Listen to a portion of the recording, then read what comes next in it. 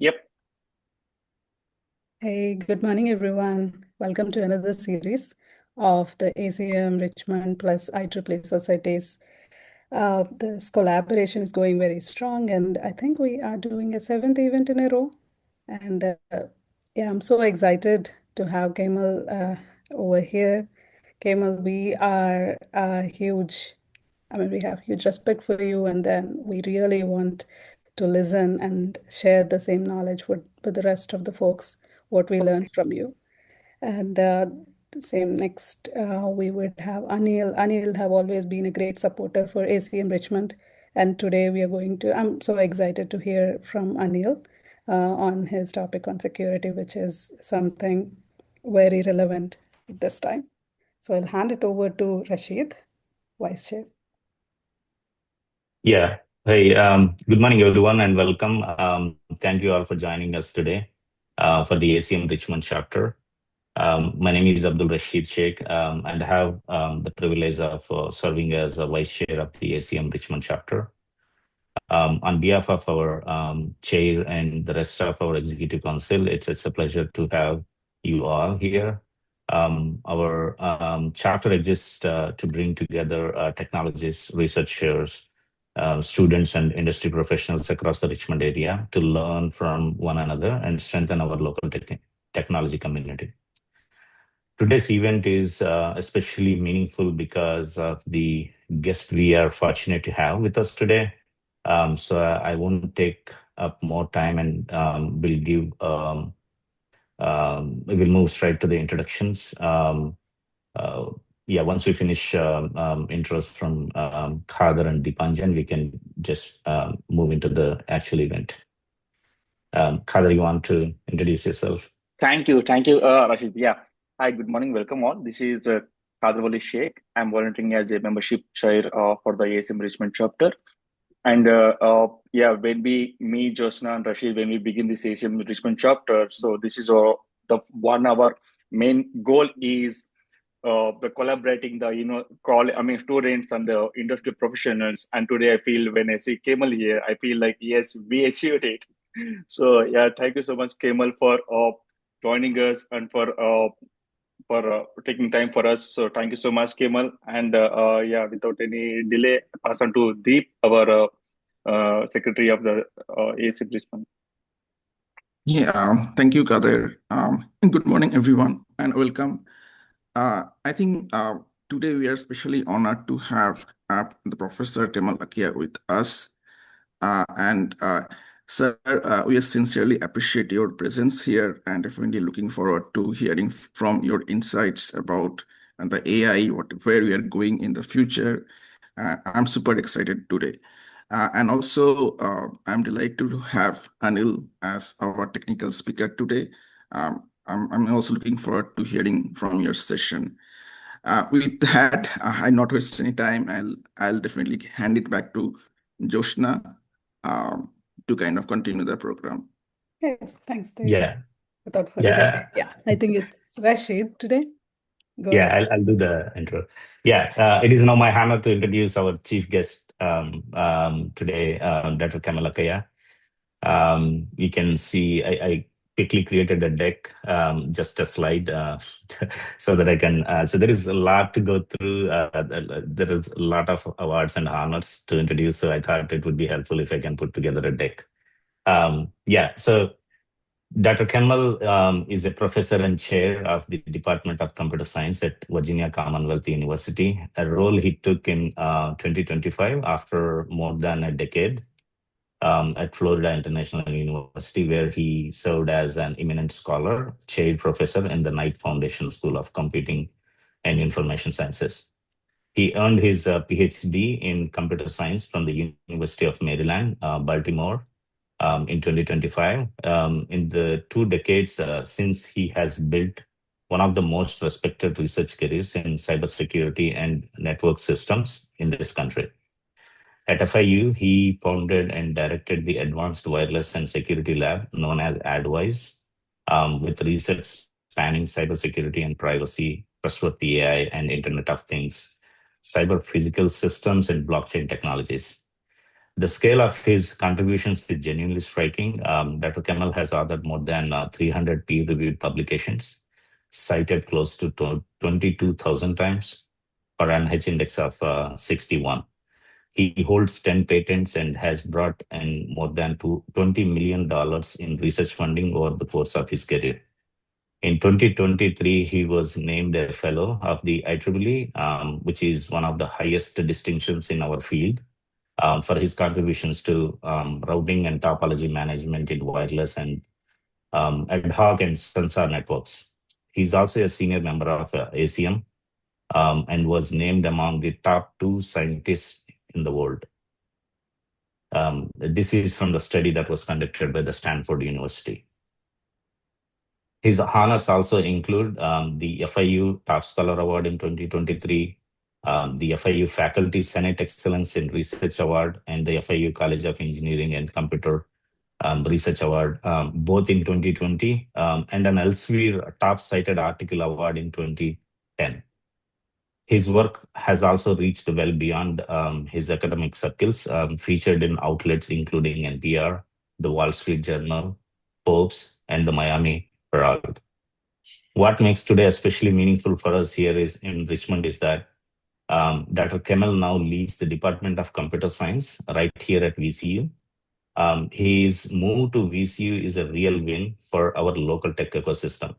And we are very fortunate to have him share his insights with us today. So everyone, please join me in giving a warm welcome to our chief guest, Dr. Kemal. Wow, that's impressive. Thank you, Rashid.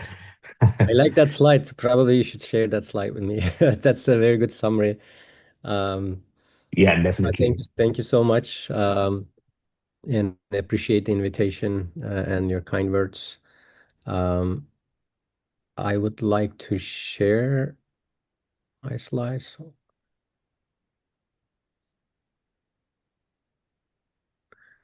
Okay, can you see my screen? Yes. Yeah, we can see.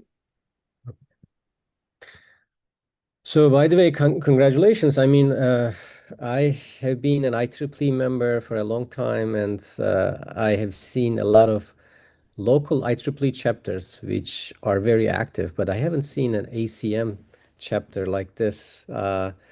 I mean, you're doing excellent and very active, and thank you for this because it's important to get support from the local community, and I see a lot of folks from industry in the group, and this is impressive work. So appreciate and keep at it, and let's continue working together. Because as I said, ACM chapters like this are rare to find. So I thought about what to share when I discussed with Rashid, but eventually decided that I just share some insights about what's happening with AI at VCU and computer science department. I didn't want to get into technical details of what we are doing because you already have a technical talk after me. For the last year and a couple of months, I have been attending a lot of events and meetings, and where there's a lot of discussion going on how AI is shaping higher education, how we will adjust ourselves, and what will be the outcomes. So this is still an ongoing discussion. I have just a few weeks ago attended it was a summit that included all computer science chairs in the US, in Minnesota, from Computing Research Association, where we discuss, how we can deal with the challenges of computer science education, and that included how to leverage AI and how to deal with the issues around AI. So it's a very hot topic, so I wanted to take a shot on it and just give you a brief update of what's happening at VCU and College of Engineering and Computer Science. So at VCU, there's a lot of discussions going on how to bring AI to students, as they are mostly interested in the education part, and how to change the curriculum. But in College of Engineering, we are mostly interested in addition to education, research part, because we have a lot of faculty doing AI related research. And this year, just last year, there was an emphasis on faculty hiring. So we created a clustered hiring initiative where 8 faculty members across College of Engineering were hired. These are assistant professors, and they came to the college with the AI expertise at different domains. 5 of them are faculty members who are joining computer science, my department. They are doing theoretical AI work. The remaining 3 are just more applied biomedical, mechanical, and electrical engineering. But this shows the commitment from VCU College of Engineering on AI capacity, just to elevate our research profile, our expertise, so that we can contribute to not just the university, but the region as well. So we welcome those 5 faculty who joined, and I'll tell you a little bit more about what they are doing shortly. But on the education side, we're also active, and we just started an online master's in AI. So this is a new program that focuses on AI technically. That's just core areas of AI, like machine learning, deep learning, NLP, rather than applied AI. So this is something that we are excited, and we actually just enrolled our first students and offering the classes. And I will be happy to provide more information about it if you're interested, to promote this in the region, because it's online. People, especially in industry, can also pursue that opportunity. We're also considering a certificate where, rather than the entire master's, people can take a few courses and get a certificate in AI. There are also courses that we are considering, like agentic AI. It's a new course for teaching students from non-CS backgrounds, like how to create an agent, how to manage multiple agents, and create applications where agents are talking to each other. So that's also coming. And we are trying to provide access to AI tools to our faculty for research and education purposes, like Claude and ChatGPT. This is becoming standard now. That in the past, it was like last year, it was a few faculty requested that, but now we made it standard. That we believe that this is useful, especially a lot of faculty are using it for research now, and we are providing it from the college. So the department is making sure our faculty has access to the tools. So this is the research part I wanted to mention a little bit in computer science. So in the department, we have different research clusters. So we focus on AI and data science, cybersecurity, software engineering. So there are clusters of faculty in these areas. But the biggest one is the AI cluster, and we have more than 10 faculty being part of this cluster. And traditionally, since VCU has a large medical school, some of these faculty members focused on AI plus health. That means their expertise are used in a lot of health applications and problems, whether it's generative AI or machine learning. So that connection is there. But that's, as I said, traditional research, and it's happening everywhere. But what is changing now is little different than the health domain.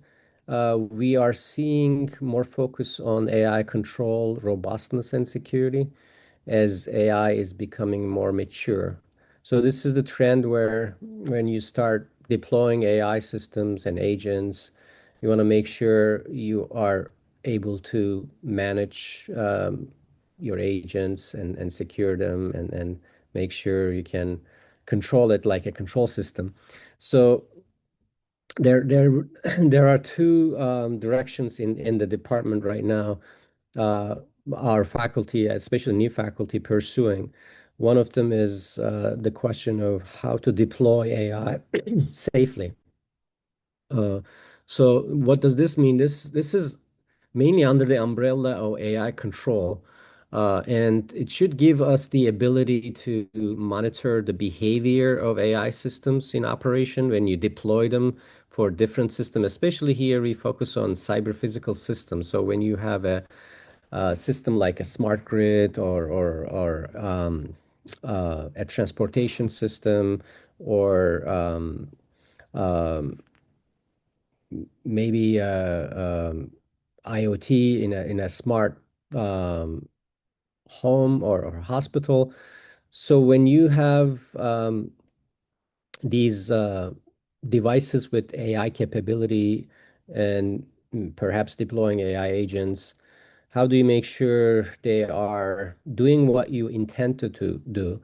And then when they drift, you should be able to intervene and make sure they are doing what you want. So it's like a closed control system where you can get feedback based on certain policies and then change the intention and also make sure um, they're following your policies. So this is a huge problem, and it involves different expertise, especially in terms of like when to engage human in this loop, as we are trying to automate systems, and if you do it full automation, then there is risk, right? So that risk versus efficiency, um, or if you want to engage humans in the loop, how would you do that? So those kind of research questions that we were pursuing, and we see opportunities here. A lot of programs now considering this. Just recently, we submitted a proposal to DARPA, which focused on this type of problems, and we are actively pursuing research with this umbrella in mind. The second part is how to ensure security. This is more about adversarial attacks to LLMs or agent systems, like you can do prompt injection to LLMs, or you can have compromised agents that can influence the others when they are communicating. Or you would like to verify the origin of what an agent is doing, who authorized that agent.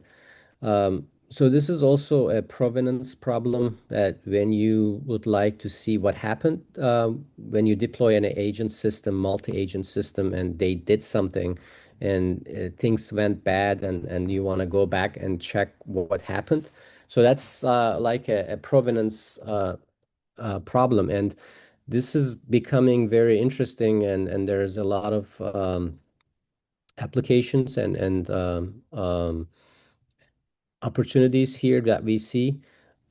We are looking at the digital arts aspect because VCU has a strong, very top art school. And the goal here is to protect artwork, digital artwork. So when you produce an artwork and then it's getting circulated, you want to make sure that it's you can track and provide evidence that the source of who produced this, right? The verification of the origin, and also if you produce, let's say, music, and you put it online, and the LLMs or frontier models are using it to train themselves, right? Free. And they imitate what you're doing. So this is a big problem in the music industry. They want to protect their original work, and they want to make sure their original work cannot be used to train LLMs. We have a new faculty member doing this type of work. It's digital rights management for music and creative work. And he he is very popular now that he's providing service to some very famous movie makers. Uh, there's an upcoming movie that where they are protecting their music, film music, against LLMs. Um, so we focus on these type of topics. We work with art school, and we are trying to create programs where we can work with their artists to um, protect their work, and also to help them to use AI when generating digital creative media, because now things are changing and AI is actively used to produce digital arts.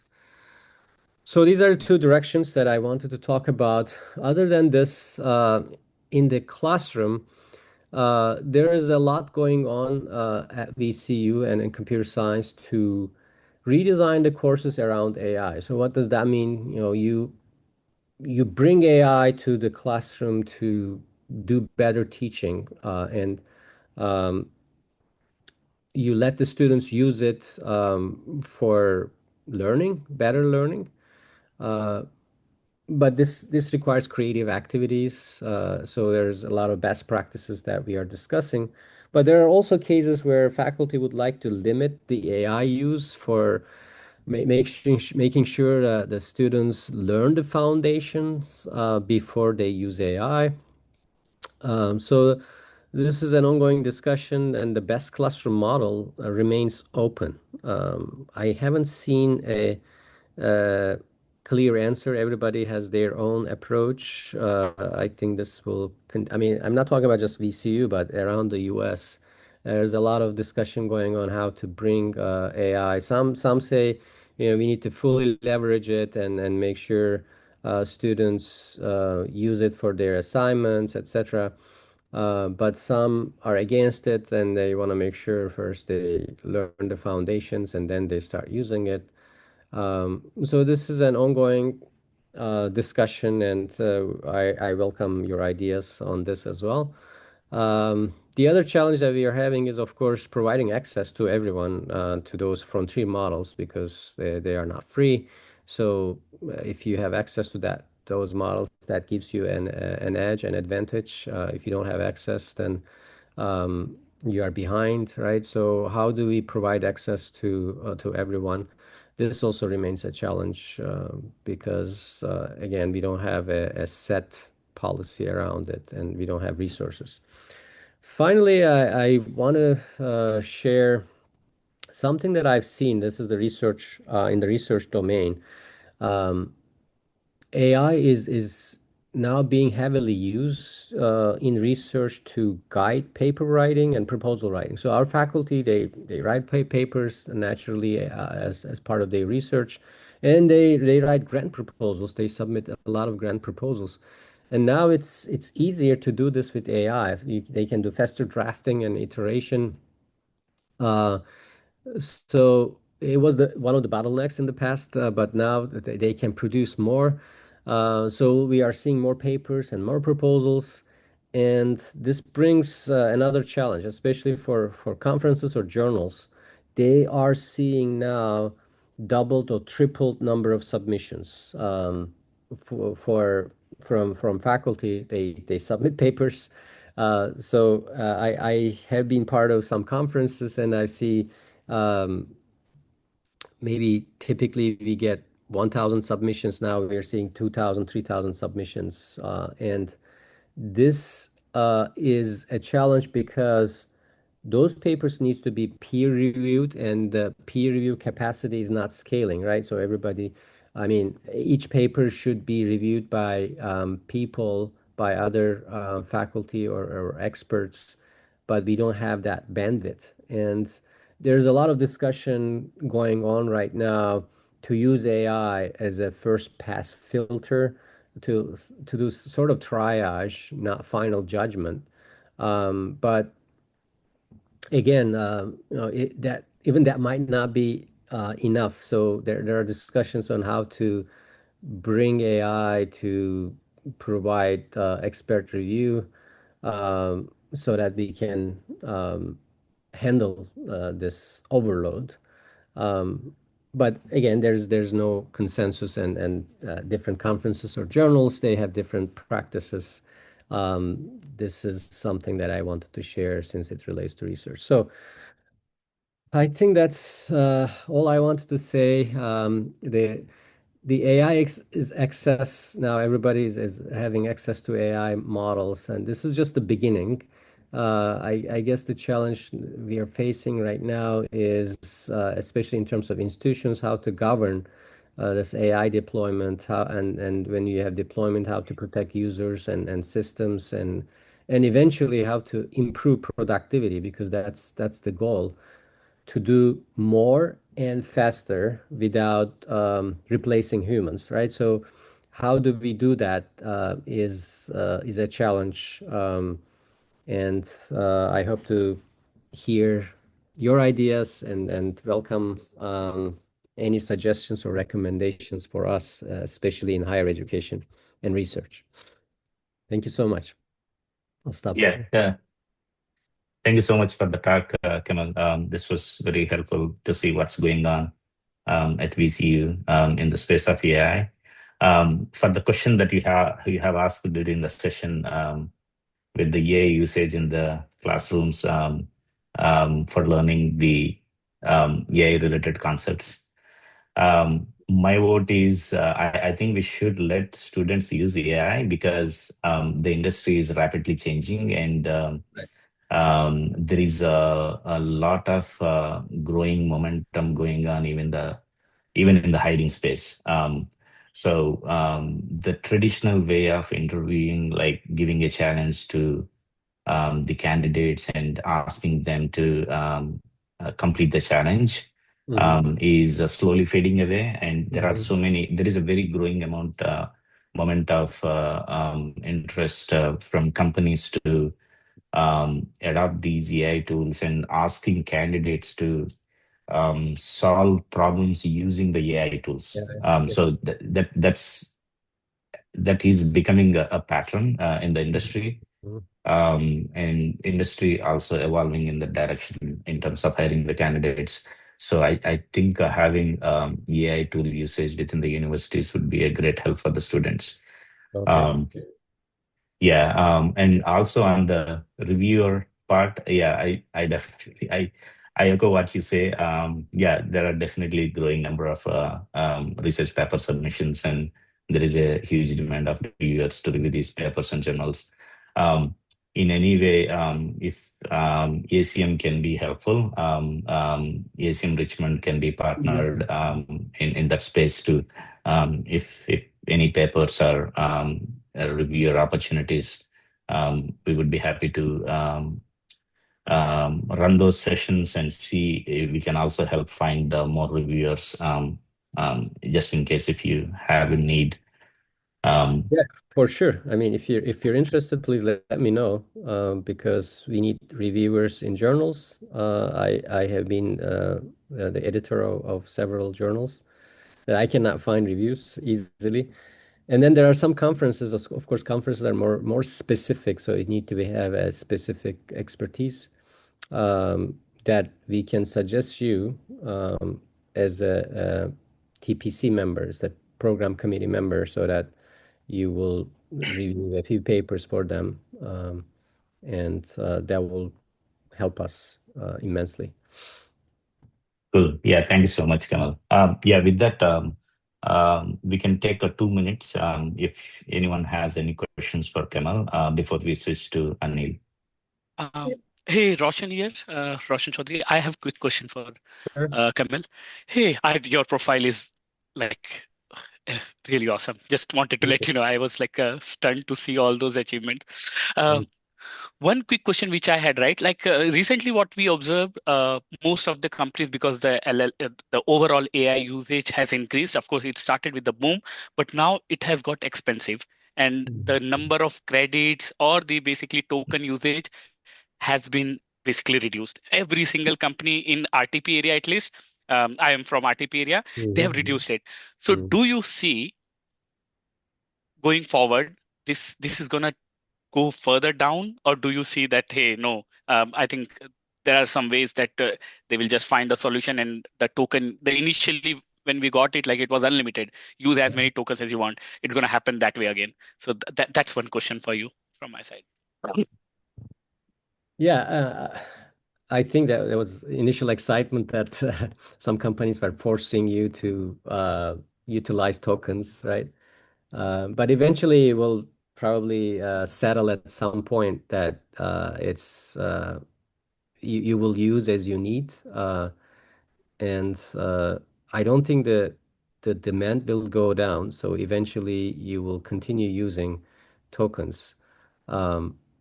But I see a trend that the open weight models are also becoming better.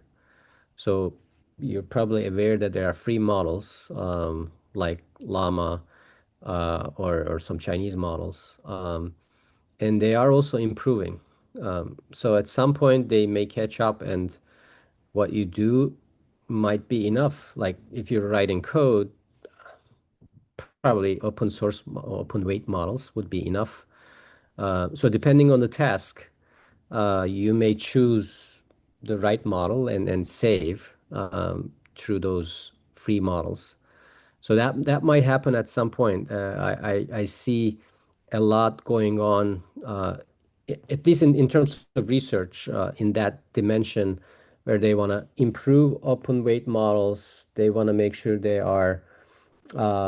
can run on your personal computers. They want to make sure they reduce the number of parameters in the models, but they can still get quality answers. So that means eventually, this research will lead to some outputs quickly, and you will have access to those models, and you will have options. Like if you want to do very complicated or sophisticated things, maybe you will use your tokens. But if you just basic things, then you will use free models. Yeah, we'll take one more Thank you very question. much. Yeah, Daniel, you can go. Dr. Akkaya, can you hear me? Yes. Excellent. A great presentation. I do have a question for you. I've encountered this a couple of times now, is that the academy doesn't know how to test somebody's use of AI in their specialized field. For example, in math, when the calculators came out, it was considered, an impossibility, the end of math, and that didn't happen, of course. But in AI, it's a tool for the mind, and it would be important from an industry and academy perspective to be able to measure somebody's abilities of using the tool AI as a tool to accomplish either research or accomplish some sort of a problem that society might have. Is that something that can be researched by the university system, or is that just too practical to be considered? So are you asking, just to clarify, whether we can research how AI tools are impacting learning? No, the opposite. In other words, how well can a particular person, in other words, an SAT for AI use, because a person who's extremely skilled in AI is going to be extraordinarily productive, and if given the right direction. And I think academies can make that happen. The university systems can make that happen. But right now we have no way. There is no standardized measure, SAT type test for how well do you understand and can use AIs? So the question is, if you understand the AI tools better and use them better, then that will help you better. Can we measure this? Is that what you're You're, asking? you're almost spot on. It's a PhD certainly understands his subject matter much better than an Right. entry-level student in that subject. The Right. same thing occurs in AI use. A person who's really studied in AI can just work miracles Right. with Right. a frontier model. A person who doesn't have that knowledge is a complete, elementary level user of AI. How do we measure that? Yeah, I mean that's a difficult question, I guess. Uh,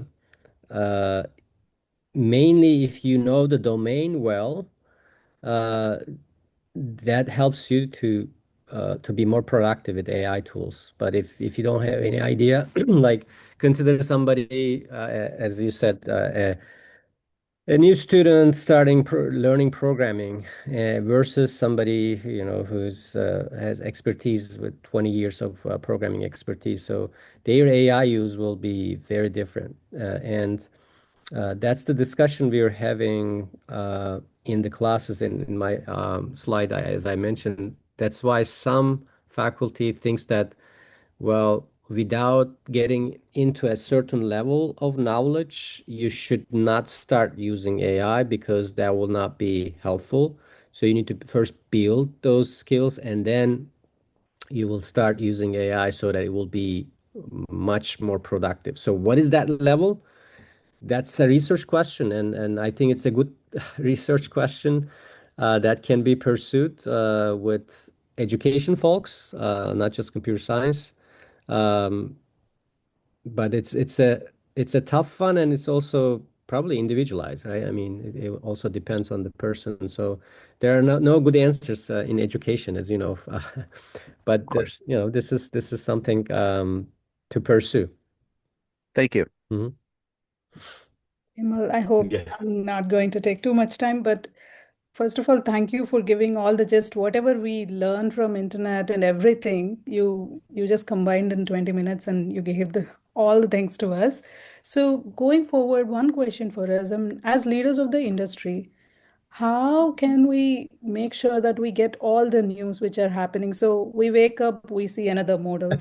The model has already gone. Whatever I used in the night is already been gone or exhausted or something. What is your message for future leaders?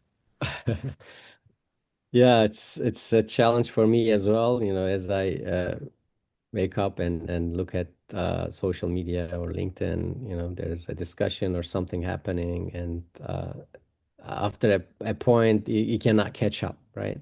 True. It's overwhelming. Um, so I guess we need to be moderate. Like, I mean, don't obsess yourself that, okay, I'm missing something happening, but on the other side, don't be just isolate yourself. As some of our faculty is in that mind that they just isolate themselves and they just focus on what they are doing, but things are changing. So you need to be aware of what's going on. Uh, I would say perhaps come up with a number of sources that you can get a summary of what's happening, genuinely, whether it's significant or not, because as you know, there's also a lot of bubble that True. you see you see news and then it's not that important perhaps. So I'm just looking at what some credible people are saying and following them and trying to be up to date. It's important to be up to date, um, especially in industry. I guess that's a bigger challenge because universities they are slow. So we're still trying to convince faculty here that the frontier models are useful. But things are changing every day, so yeah, I think you should pay attention more to what's happening. But on the other side, don't stress yourself. This type of technology, I mean, you're probably familiar with the technology. There are a lot of hypes, and then it settles down at some point. So it will settle down. AI is I agree, it's very much different. It's not like the previous ones, but there's also a lot of hype, so it will settle down at some point, and hopefully things will be more stable. So Thank yeah, you. don't Thank you so stress much, out. Kemal. Yeah. Yeah. I have a very Uh, quick comment. I just take one sentence. Just said like I wish that we should started this computer science course early. I'm a student of AI. I was studying in the UT Austin, Texas. Uh-huh. I wish that we see this course has been present whereas when I was kind of looking for to find a online course where I can learn about AI.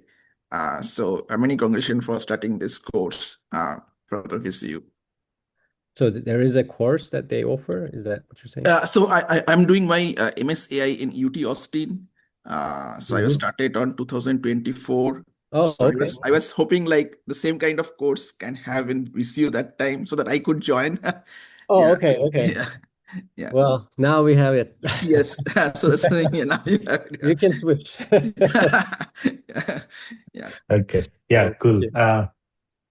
Yeah, thank you, everyone. That was very interactive.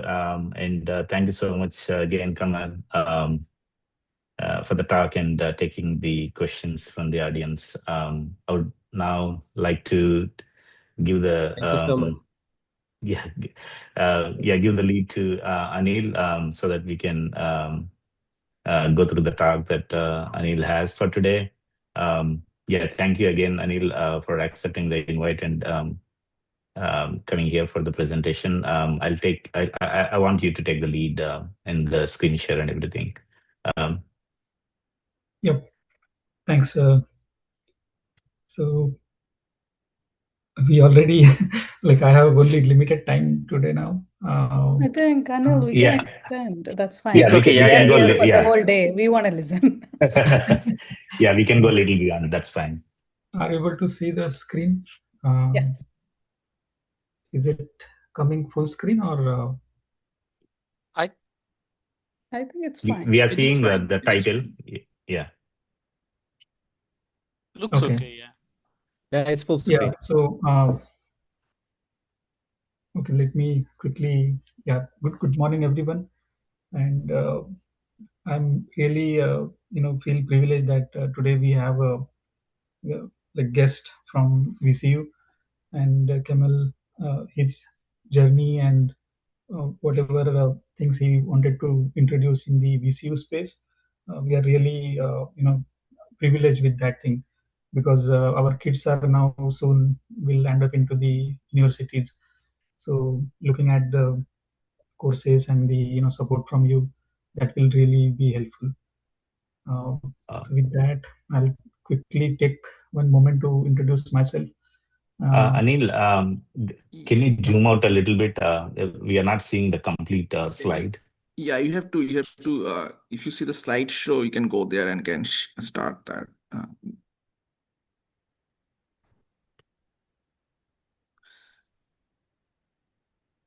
Zooming out a little bit also fine.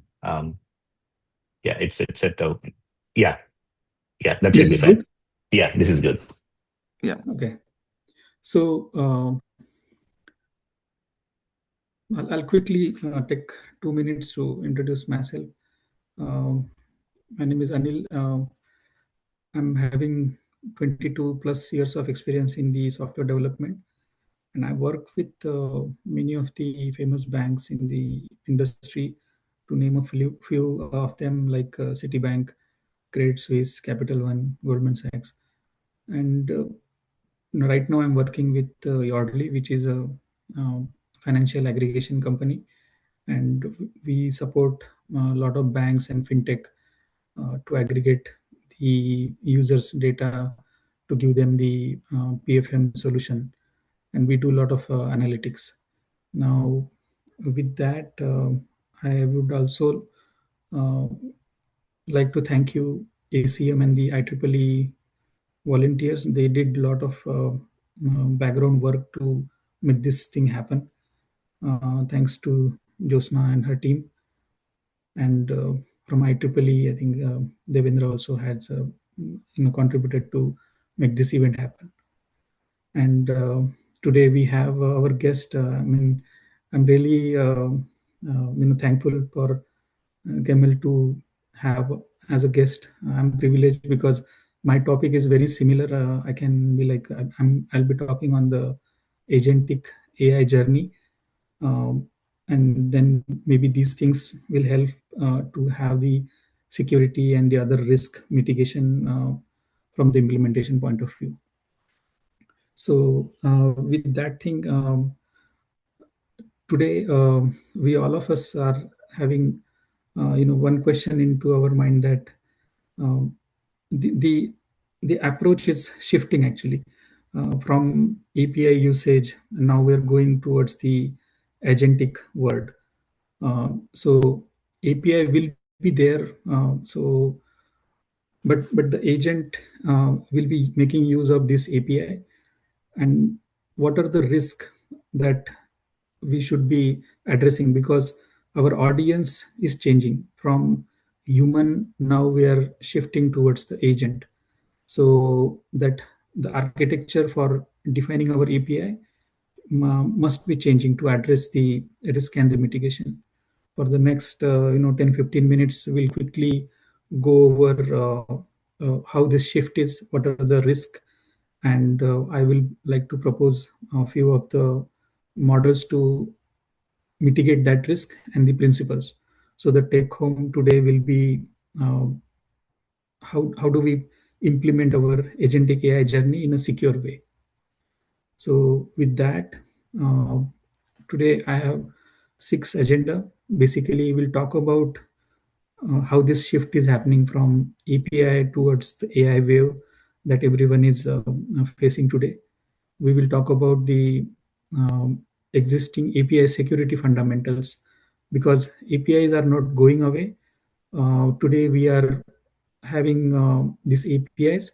This will become the floor for the agentic implementation. So what changes we need to introduce in the API security in order to have a solid foundation? Next thing, we will talk about the agentic architecture, like what are the different ways AI agents will be talking to our APIs using the MCP protocol and the A2A. And then we'll discuss about the different risk and the few of the industry incidents that happen to get the realization of if things doesn't consider properly, doesn't architect properly, those things can become the reality, and we'll have the reputational as well as the financial damage. Then we'll talk about how are we going to mitigate all these risks which we see in the agentic world. What are the guardrails? I have almost 10 points. We'll go through that thing and how that will address all the risk which are been there for agentic world. And then the takeaway will be the design principles and the roadmap for the next step. So with that thing, I just wanted to highlight the shift in the uh, industry. Like today, as per the Gartner report, 40% of our enterprise application will have the task-specific AI agent by end of the 2026, which is like in the last year only 5%. Now it has increased to 40%. So that is the volume of penetration of agentic AI or the AI in our industry. So 30% of the API users, we will get 30% more traffic from the non-human users actually, which will be like AI tools or LLM. So that's the prediction we are having in 2026.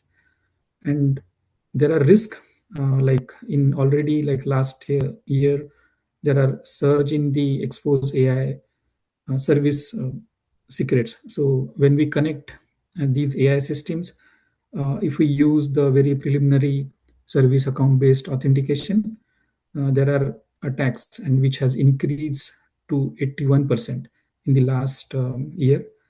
And there are things like within 17 minutes, we are actually talking about this service account attacks will happen. So imagine like within 17 minutes, these things are able to exploit that. And we are having policy of changing the secrets in per quarter. So we definitely has to think about the different strategies to address the current risk and issues actually. So let's talk on the what we have on the ground. So we have API security, and these are the known thing. If you are in the API world, you must be implementing all of these things like auth2 standards for authentication, for authorization. We are doing input validations. We are making sure that the the data in the transit is encrypted. Rate limiting and monitoring, we have it. So if these 6 things are not in place, I think there is no point in going in ahead with the agentic journey, because as I mentioned, API security is a floor for our agentic AI uh, architecture. So this has to be there, and we will see like in addition to these existing foundational work, what additional things we need. So if I quickly go through the OWASP's top 10 API issues, if you focus on the API 1, 3, and 5, so what we are talking about is we need to have a object level authorization. We should have a property level auth and the function level authorization. And why these 3 things are absolutely needed in the agentic journey, that we will cover when we talk about the flow for agentic world, and we discuss about the detail of the architecture. Now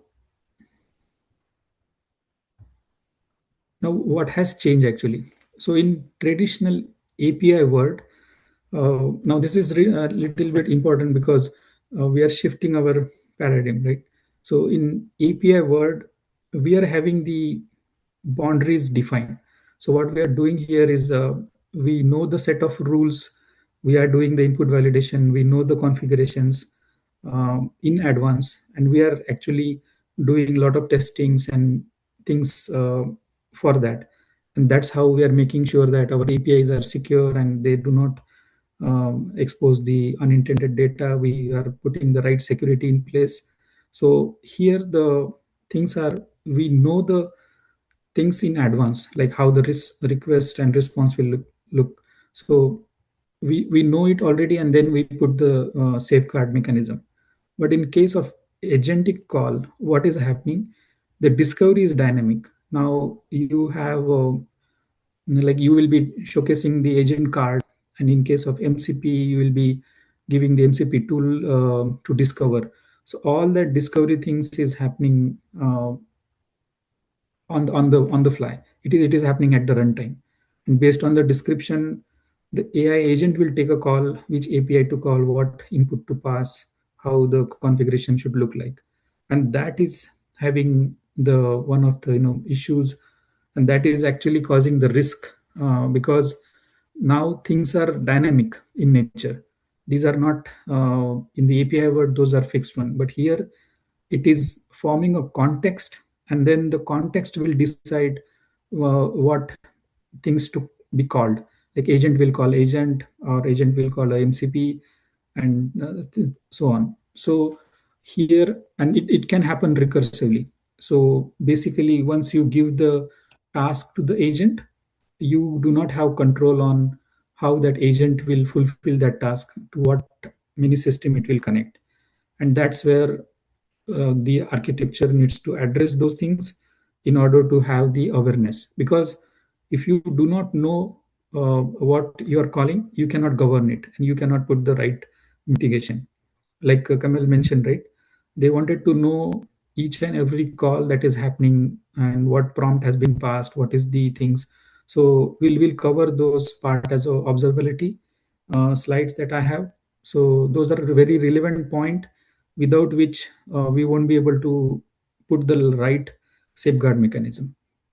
So this is the shift actually. Here the context will get formed, and based on the context, the call will get made actually to the agents.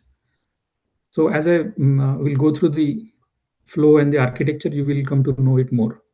So in API call, we have a client, we will have a gateway.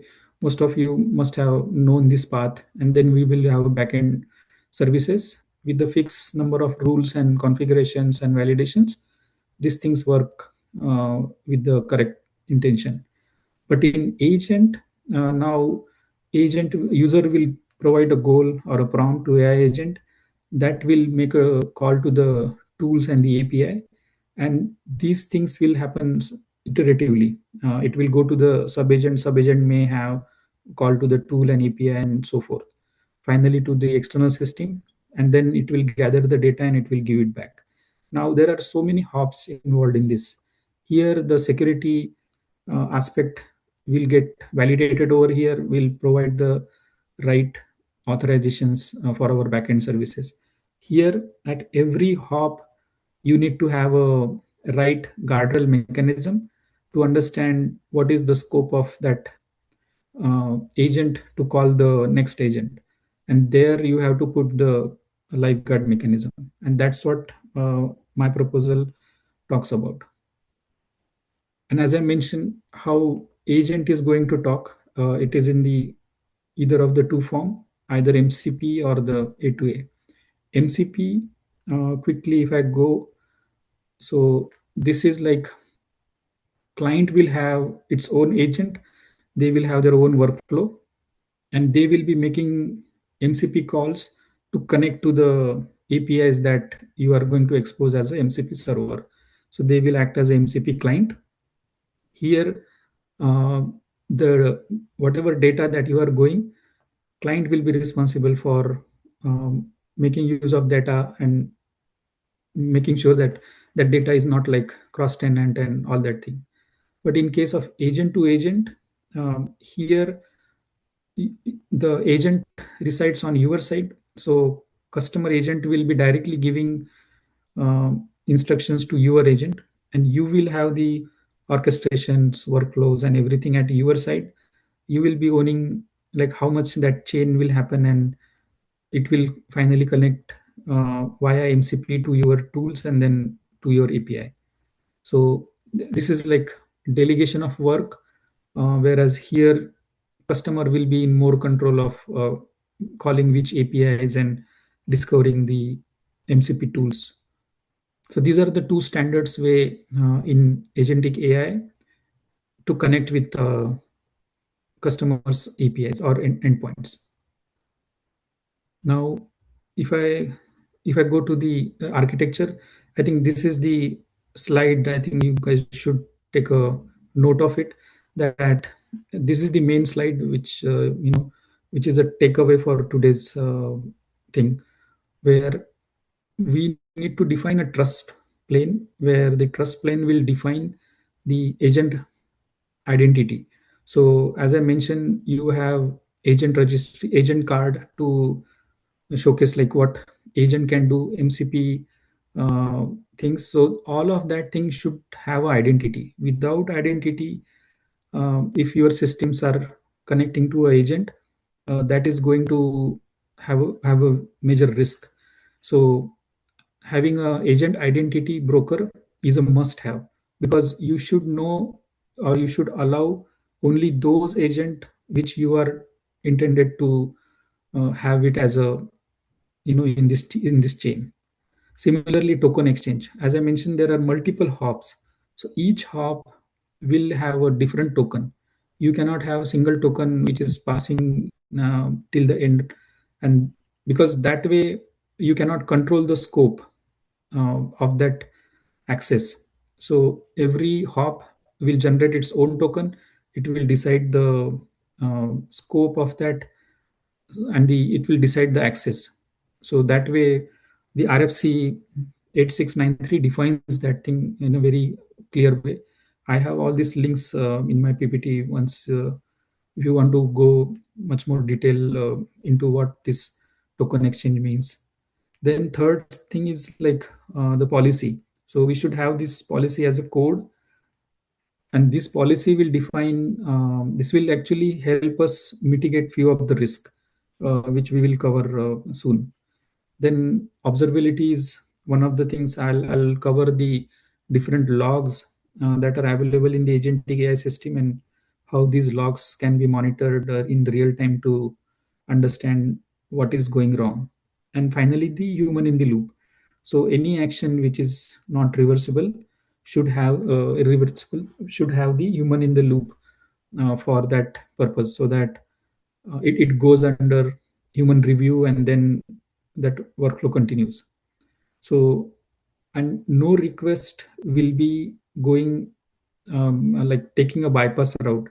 So it has to follow the trust plane, whether it is a human app or AI agent or partner agent. So all of these things should go through this this trust plane actually. So that's the main takeaway for today. Now, this architecture, what are the risks that we are talking about in the AI terminologies? So as I mentioned, uncontrolled autonomy. So basically, when we are showcasing that the discovery, that should be controlled one. If you are having uncontrolled discovery, it can go in all directions, and then you do not have any control over like to which systems you are passing your data. So similarly, expanding the attack surface, tool poisoning. Like if you do not have the cryptographical registry of the tools, this will go for a toss.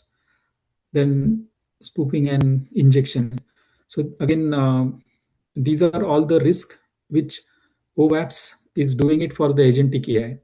Now, by having the reference for the OWASP for agentic AI, so OWASP is working actively to define the risk, like they did it in the space of AI API. Now they are doing it in the agentic AI. So that shows like agentic AI is taking up pace, and industry is going towards implementation of agentic AI. Otherwise, OAPs will not publish the top 10 risk and the mitigation for the industry. So this is very good sign that OAPs is also contributing it, so that standards are getting formed. Because we all know that this is a very new technology, and it is going like in all directions. So if there are standards, everyone who is implementing these protocols and standards will follow those OAP standards and protocol standards to have the coherence. Now there are real risks which I have mentioned. I just wanted to call it out that there are things which actually getting broken in the production. There are examples like Chevrolet's chatbot. Somebody actually tweaked that chatbot to get the Chevy truck for $1, and he got the contract as well, and that got viral actually. There are things like GitHub has some of the issues using the AI word. So all of that thing I have mentioned in the reference. If someone want to go and understand the real agentic breach that has happened in the industry, they can follow it. And the good part is like now things are getting changed. We are having more control. We are having like more standards to follow. So with the right architecture, we can avoid all of these breaches. And I think this is evolving. So we need to improve on understanding it by having the right observability. So I have these two playbook, part 1 and part 2.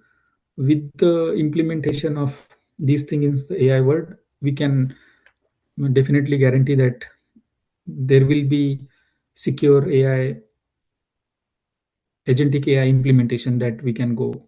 So as I mentioned, we should have the agent identity along with the token exchange thing.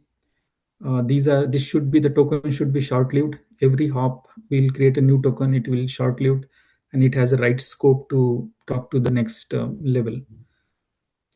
This is having least privilege, and we will be having zero trust. Zero trust meaning like every sub-agent needs to identify themselves.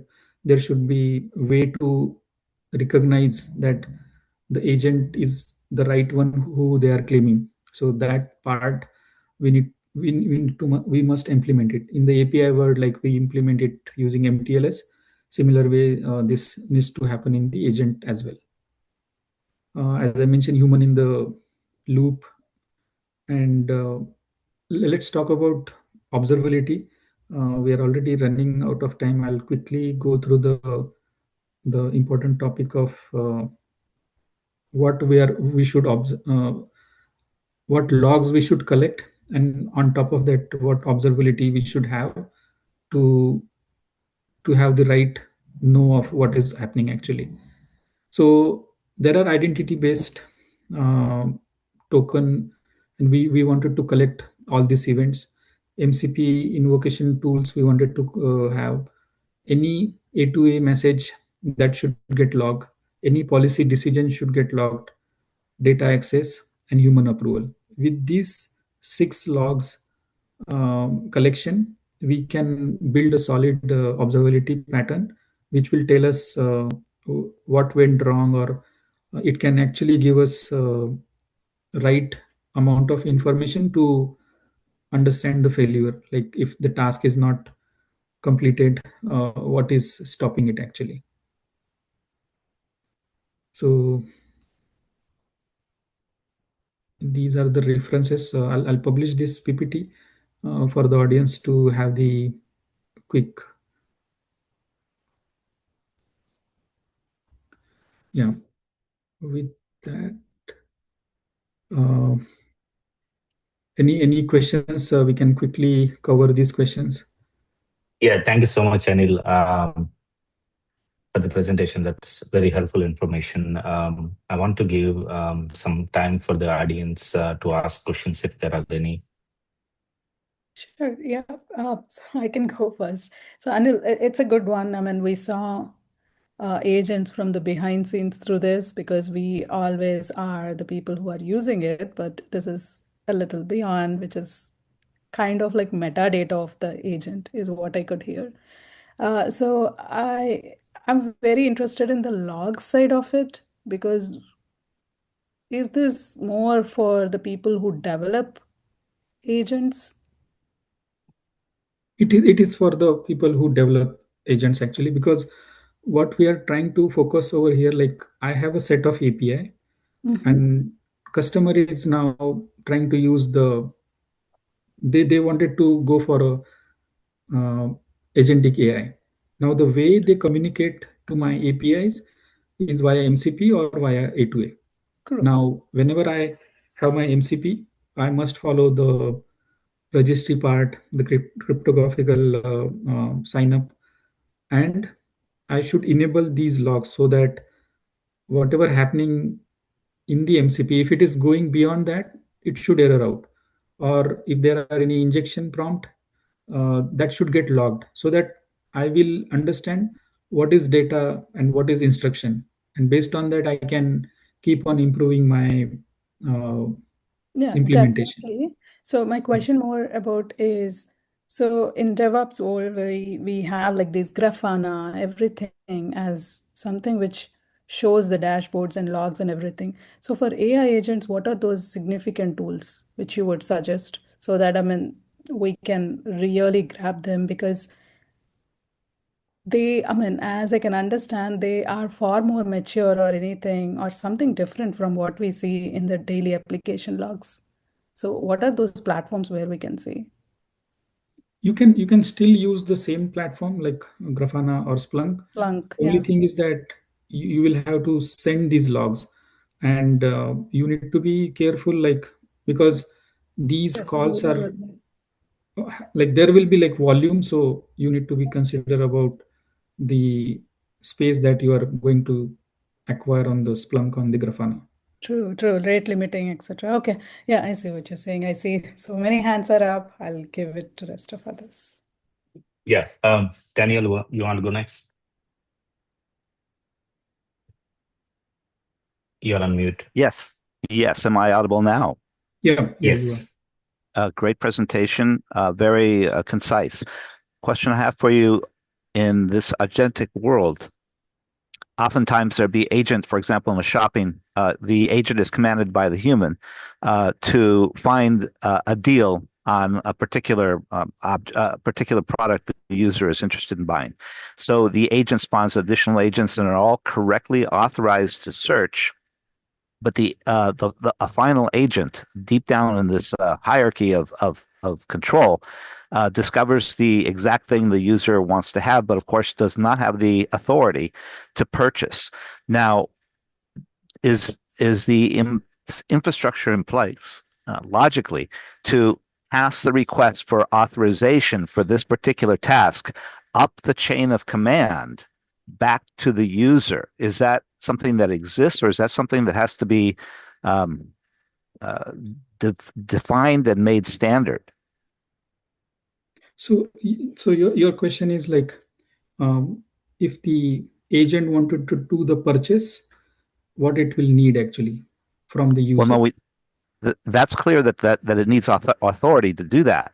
The question that more specifically is the chain of command, are the processes in place, are the standards in place that allow that to to be achieved? In other words, the authorization by the user can be obtained by that final agent in the field that's actually found the object of interest.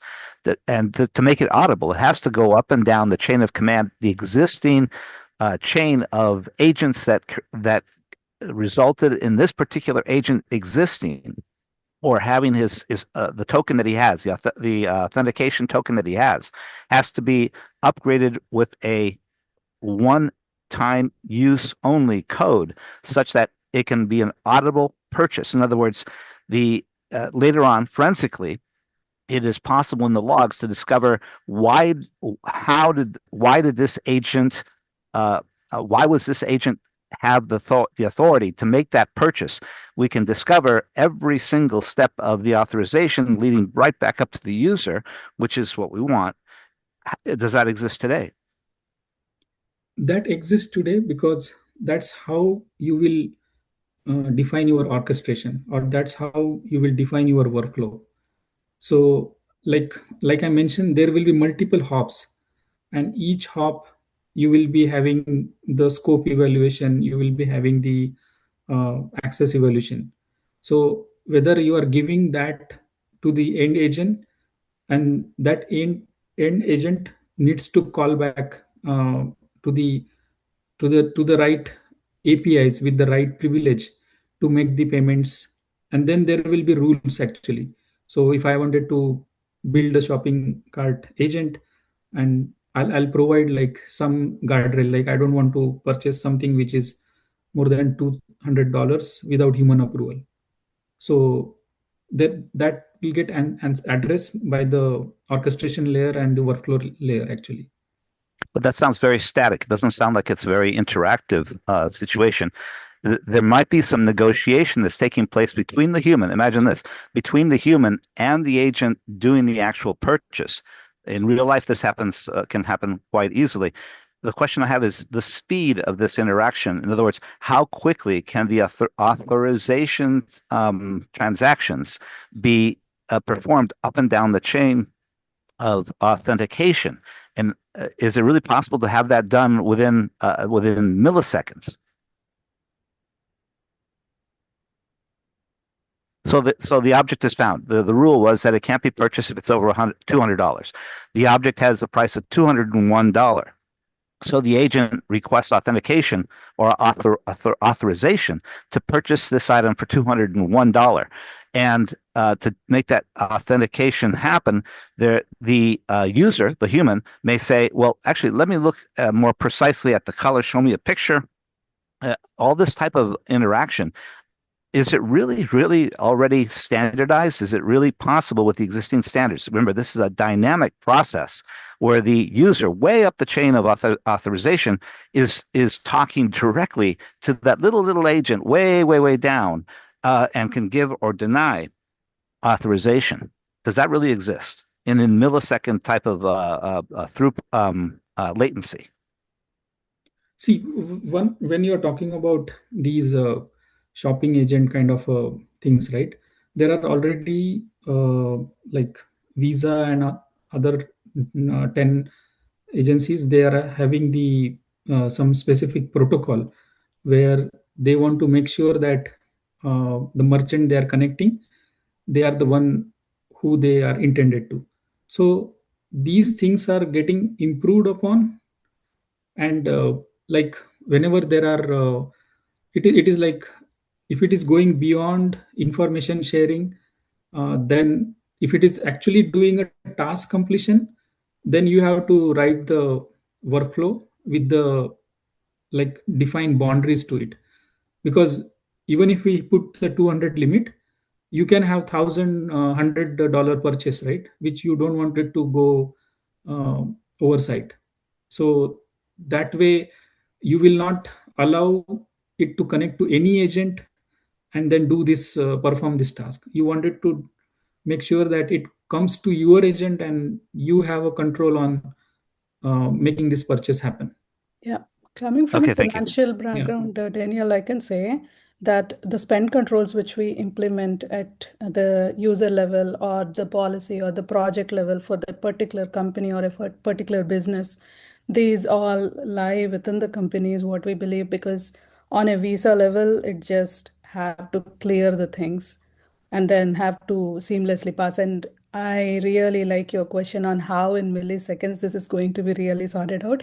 Yes, I mean with the AI things and also hundreds of hackers looking for a place to get in, yes, that is going to be a difficult challenge. And putting guardrails in place, I believe this is going to be, but a very interesting question. Thank you. Thanks, Daniel. Thanks, Daniel. Yeah, Dipanjan. Yeah, I think my question is almost similar to Daniel. Like I was kind of looking for like how like these are all the best practices that you have discussed here. Like okay, this is the way we can kind of prevent that thing. I'm more interested to know like is there anything that your company is really implemented to kind of prevent all those things like with respect to the implementation, do you see any challenge to kind of uh, adhere to this best practices? Yeah, I mean, I cannot go ahead and directly talk about what has been implemented. Yeah, Yeah, these yeah. are the standards. Like MCP is the standard, A2A is the standard, and anyone who will be like developing the agents, they has to follow these standards, and these are like all mentioned in the RFCs and the uh, you know the OAP standard that is coming up for agents. So we are actually fortunate now, things are getting standardized. So, and there are so many implementers in the market, right? You have to choose the right implementation, you have to put the right strategy, zero trust. And with that thing in place, this will become like you will have less risk. Actually, you will get your risk addressed. Okay, so you are saying like this is like we have defined a standard, but it is also possible to implement and productionize the standards so that It is, yeah. in the runtime, like when it's happened, they can able to detect and prevent the things. Okay. Yeah. So Thank so both like Gen AI, we have already seen the implementation in production, because Gen AI is mostly towards the generation of the content, right? Which is again will help you spread more awareness of to the customers, like what product you have and how to use it and all of that thing.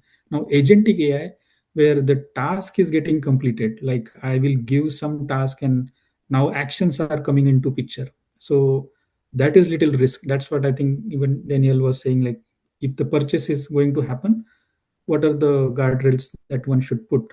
So these are the principles one must follow when they are doing the action-based activities, actually. Yeah, thank you. Cool. Kemal, you want to go next? Yes, thank you so much, Anil. This is impressive, and as you said, this is very timely because we are working on on a proposal that will secure agentic systems focusing on identity management and revoking identities. I think there's potential here for collaboration. The trust base you showed in one slide, is that what you're proposing, or that's also from the existing best practices? These are from the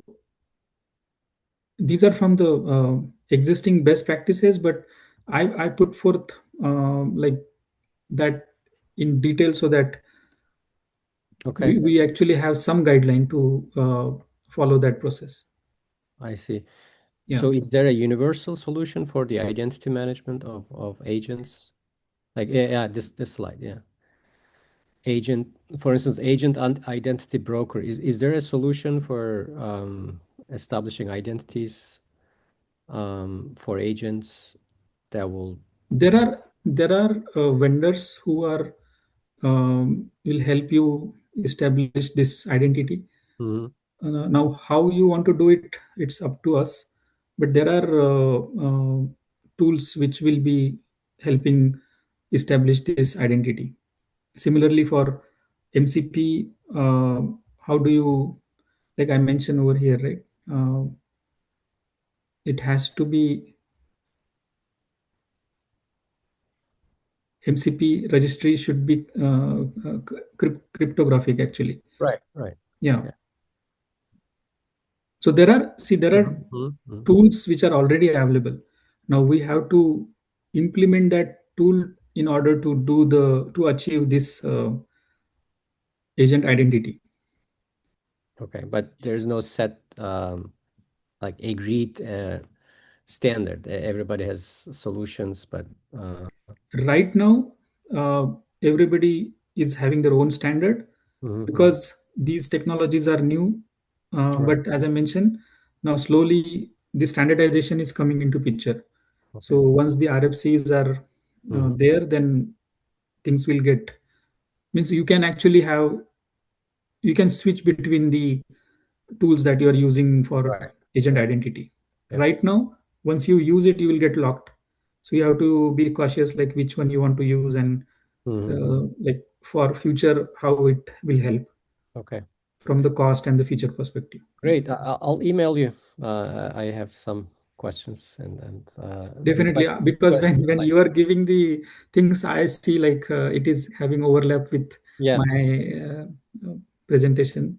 So there are good opportunity we can overlap. Yeah. This is a nice coincidence that I didn't know that you would be talking about this specifically. This is very overlapping. Thank you. Cool. Yeah. Khada? Yes, yeah. Thank you, Anil. Actually, this is the real topic. Actually, I mean, when you're going through the A2A calls, multiple agentic, so these are the things we are working every day in the industry. So we know industry is very much putting forward to implement this agentic AI, and also, I mean, so industry is moving more towards, instead of one agent, they're splitting their application into the multiple agents, and they're adding the communication between the one agent to one agent, so that it will be easy to scaling up in the future. So yeah, that also covered in our slide. So that is very good. And yeah, and Kemal also mentioned that, so they're adding this agentic AI as one of the subject or course in the universities as well. So yeah, this is a really needed topic in the today's session. Yeah, thanks, Anil. Thank you. We have any more questions? Yeah. With that, I think, yeah, that's very interesting topic, and it was very interactive. thank you so much again, Anil, for the topic. And I think there is a lot of interest, and there is so much work that is currently going on that overlaps with your topic. And yeah, I appreciate bringing Thanks, that. Rashid, Yeah, for yeah. bringing the right people. Like as mentioned, Kemal mentioned, right? We can have a collaboration, and if we have expert from all over the industries, I think that will be really fruitful. Actually, I'm looking forward for those interaction offline. Cool. Thanks, Yeah. Anil. Thank you Yeah, for with that, staying late on this call. Yeah. Yeah. Thanks again. Thanks everyone for staying a little late. Yeah, hope to see you all in the another session in a couple of weeks. See you Thank all. you, Thank you, everyone. guys. Bye. See you. Thank you for the wonderful questions.